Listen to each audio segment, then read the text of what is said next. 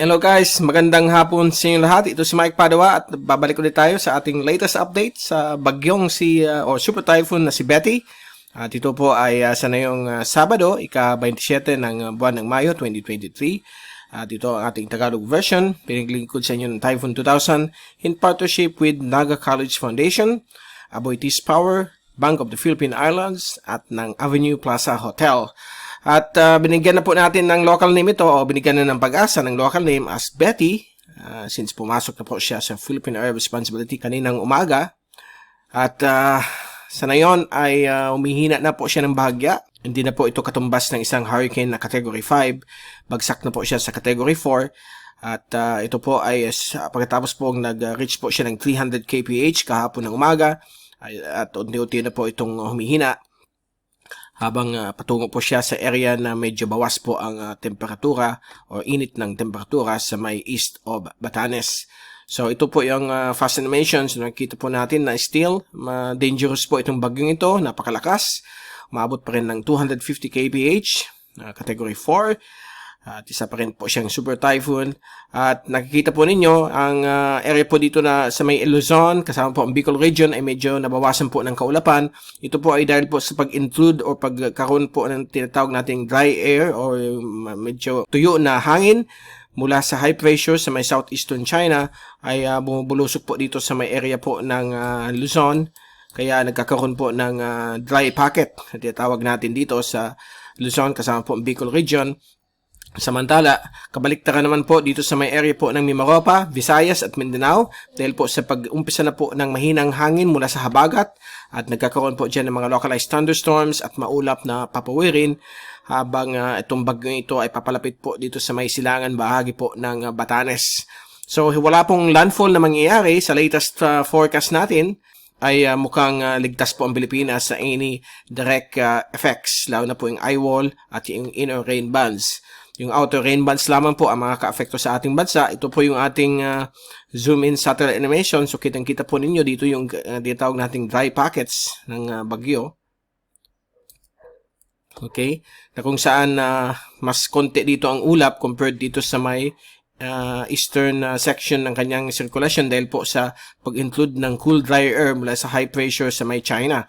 So nakakatulong po ito upang bumuti ang panahon sa malaking bagay ng Luzon. But pagdating ng Lunes hanggang susunod na 5 araw from Lunes hanggang Friday at Sabado, mukhang maulan na po dito dahil po sa habagat. Okay? At ang kanyang mata ay nami-maintain po 50 km ang kanyang diameter. At meron na rin tayong nakitang sinyales na humihina yung kanyang eye wall dahil po sa sunod-sunod na eye wall replacement cycle. At medyo nagkakaroon po ng paglamig ng temperatura dito along the way at sign po na upang humina ang bagyo within the next 3 days. At yan po yung mga thunderstorms sa Kabisayaan at Mimaropa kasama po Mindanao dahil po sa pagsipa na po ng tinatawag nating mahinang habagat. At ito po yung total precipitable water para makita niyo kung nasaan yung dry air slot. Ito po yung dry air slot o dry air pocket na nag-generate po ng high pressure dito sa may China na pumupunta po dito sa may bahagi po ng Luzon upang magkaroon po ng napakagandang panahon sa area nito. So dito sa Bicol, sa Naga, napakaganda po ng panahon although mahangin mula sa Hilaga. Inaasahan pa rin yung mga tinatawag nating mga isolated thunderstorms sa Luzon, Metro Manila, Bicol sa susunod na 2 araw. Habang ito pong Visayas ay kitang-kita po ninyo ang mga maulap na papawirin dala po ng tinatawag nating habagat. So ito po yung ating tracking. Ito yung first advisory track natin mula sa typhoon2000.info at nakita po ninyo ang paggalaw po nitong bagyong ito at yung kanyang forecast. At inaasahan pong babagal po ang pagkilos dito. Paglapit po niya mga 300 kilometers east of Batanes sa darating pong Lunes hanggang Martes. At sa pagbagal niya dito ay lalo pong hikayat po yung hanging habagat dito sa kanluran bahagi po ng Luzon, mga pabugso-bugsong ulan na posible magkakaroon po ng mga pagbaha sa mga low-lying areas. So dito po sa area po ng Batanes at Northern Cagayan ay may mga inaasahan po tayong mga tinatawag na mga tropical storm force winds na dala po ng outer circulation ng bagyong si Betty. Pag dumaan na po siya dito sa may silangan bahagi po ng Batanes, more or less 300 kilometers away. So yan po ang magiging epekto po ng hangin ng bagyo. Pagdating naman po sa ulan ay papakita namin sa inyo in a short while. Ito yung mga tracks ng lahat ng Asian agencies. Katulad ng ating tracking ay medyo paakyat po siya patungo sa Yayama Island Chain o dito sa may Okinawa. But after 3 days ay medyo mataas na yun ang uncertainty kung saan siya pupunta dahil po sa mga pagbabago po ng mga forecast models. So ito po yung tracking ng lahat ng forecast models. Ang American model ay dito po ang kanyang tracking. Pagdating niya dito, babalik po siya sa Taiwan, magla-landfall sa Taiwan. Yan po ang pinapakita ng American model. So napakataas ng uncertainty kung saan siya pupunta after 3 days. Kaya yung forecast na up to 3 days lang ang medyo mataas ang probability kung saan siya tatahak. Okay? So ang magiging epekto na lamang sa ating bansa ay yung habagat dahil po malakas pa rin siyang bagyo. Kahit na humina na po siya dito sa may east of Batanes dahil po sa pagbawas po ng oceanic heat content, inaasahan pa rin ang paghila niya ng tinatawag nating hanging habagat na inaasahan po magsisimula na ngayong week dahil po sa pagkakaroon ng bagyong si Betty. Okay, and then ito po yung ating rain forecast. Papakita natin sa inyo itong extreme rain forecast ng windy.com mula sa European model.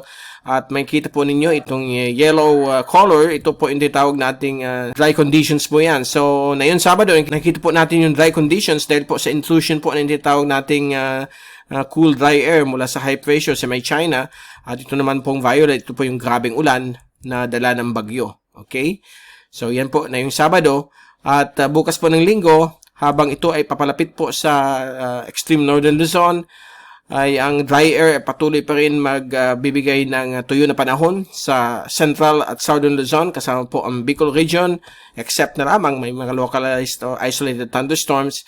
At dito naman sa may western Visayas ay nagkakaroon na po ng paglakas ng mga pag-ulan dahil po sa hanging habagat.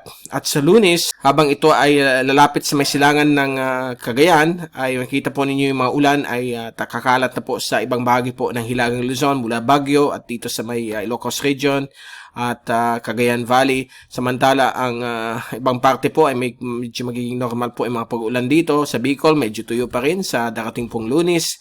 Although may konting hangin na po mula sa kanluran o habagat. At dito naman po sa may Mimaropa, Western Visayas ay medyo tumataas na po ang amount of rainfall dahil po sa habagat. So yan, blue na yan. Blue-green na color, yan po tinatawag nating extreme precipitation. Yung violet ay grabe pong bagsak ng ulan yan, mga more than 100 millimeters. Ito mga 30 to 50 or 50 to 80 millimeters dahil po sa habagat. At sa Martes ay patuloy pa rin dahil medyo babagal po ang pagkilos itong bagyo ito. At move natin si Miyerkules hanggang sa Biyernes sa pag-akyat niya dito, nandyan pa rin efekto ng habagat sa Mimaropa, Kanluran, Kabisayaan. At medyo na rin, meron na rin mga konting ulan sa may Kanluran bahagi po ng Bicol region sa darating pong Miyerkules hanggang Biyernes sa ikalawang araw ng Hunyo. Okay? At sa ating tinatawag nating rainfall accumulation for the next 3 days, kitang-kita po ninyo dito na medyo nasuswertehan po ang Bicol region sa tinatawag nating dry pocket. Medyo kulang ang ulan dito at concentrate lahat dito sa may kanluran bahagi po ng Kabisayaan, kasama po ang Mindoro at Palawan, Western Mindanao dahil po sa habagat. At may ilan-ilan rin mga ulan na makaka-affect po sa kanluran bahagi po ng Samar at Leyte. At gayon din po sa Masbate at ibang portion po ng Kabikulan. At dito naman po sa Hilagang Luzon, ito po ay dahil na po sa sirkulasyon ng bagyong si Betty. So yan po ang ating latest sa papalapit po na Super Typhoon Betty. Huwag po tayong mag-worry, wala pong direct impact po sa Pilipinas except yung kanyang outer bands magpapaulan po sa Hilagang Luzon, samantala sa kanluran bahagi po ng Kabisayaan, Mimaropa at Kanluran, Mindanao sa may Zamboanga Peninsula ay mostly habagat na ipapaibayo ng bagyong si Betty. So dyan na muna ang ating latest update. Babalik ulit tayo bukas, linggo, para ibigay sa inyo pinaka-latest sa bagyong si Betty. At mula sa Typhoon 2000, ito si Mike Padua nagpapaalam. Mag-ingat po tayong lahat. Be #WeatherWiser. Happy weekend to all at maraming salamat sa pagpanood niyo sa aking channel.